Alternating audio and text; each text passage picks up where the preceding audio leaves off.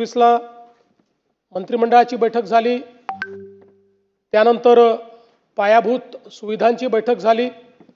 त्याही बैठकीमध्ये अजितदादांनी आपल्या नेहमीच्या सिग्नेचर पद्धतीने सगळ्यांना जे अधिकारी होते त्यांना विचारलं की मी आज सकाळी माहिती घेतली आहे आणि ज्या प्रकारे कॅपिटल एक्सपेंडिचरमध्ये ग्रॉस व्हॅल्यू ॲडिशन काही राज्यांमध्ये होतं तेवढं आपल्या राज्यात का होत नाही, या संदर्भात तुम्ही काय कारवाई करणार आहात।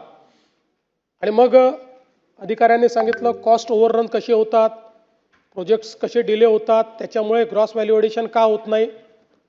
त्यानंतर मग सार्वजनिक बांधकाम विभागाचं एक प्रेझेंटेशन झालं, त्यात त्यांनी त्यांच्यावर 700 कोटी रुपयाची डिक्री ही जी न्यायालयाने केली होती ती कशी त्यांनी त्या ठिकाणी उच्च न्यायालय सर्वोच्च न्यायालयातनं डिक्री त्या ठिकाणी कॅन्सल केली आणि ज्यांनी डिक्री आणली त्यांच्यावरच कसा फाईन झाला अशा पद्धतीचं प्रेझेंटेशन केलं। त्यावर दादा गमतीने असं म्हणाले पुढच्या वेळेसपासून असेच तुम्ही फक्त प्रस्ताव या ठिकाणी आणत जा। आणि ती सगळी बैठक आम्ही संपवली। त्यानंतर माझ्या अँटी चेंबरला आम्ही गेलो।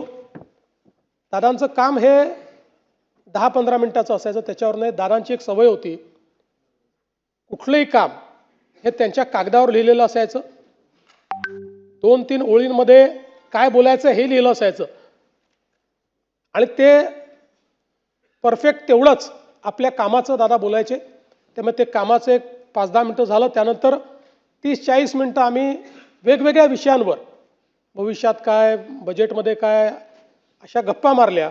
जवळपास पावणे तास आम्ही त्या ठिकाणी एकत्रित होतो आणि त्यानंतर दादा त्या ठिकाणून गेले। त्यावेळेस खरं म्हणजे ही पुसटशीही कल्पना नव्हती की कदाचित तीच आपली शेवटची भेट ही दादांशी ठरेल आणि दुर्दैवाने तसंच झालेलं आपल्याला पाहायला मिळालं। ही अपघाताची बातमी ज्यावेळेस आली त्यावेळेस पहिल्यांदा मनाने असं म्हटलं की ठीक आहे अपघात झाला असेल, पण अपेक्षा करूया काही झालं नसेल। पण लगेच दुसरी बातमी आली की विमानाची परिस्थिती बघता त्याच्यामध्ये कोणीही त्या ठिकाणी जिवंत असेल असं वाटत नाही आणि त्यातनं मग पुढच्या गोष्टी आपल्या सर्वांना माहितीच आहेत। खरं म्हणजे अजितदादा हे केवळ एक व्यक्तिमत्व नव्हतं, तर ते एका पिढीचा आत्मविश्वास होते। शेतकऱ्यांचा एक कळवळा असलेले, शेतीबद्दल इत्थंभूत माहिती,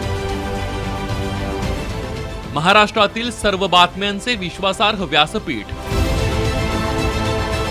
सकाळच्या सर्व सोशल मीडिया प्लॅटफॉर्मला लाईक, फॉलो आणि सबस्क्राईब करा।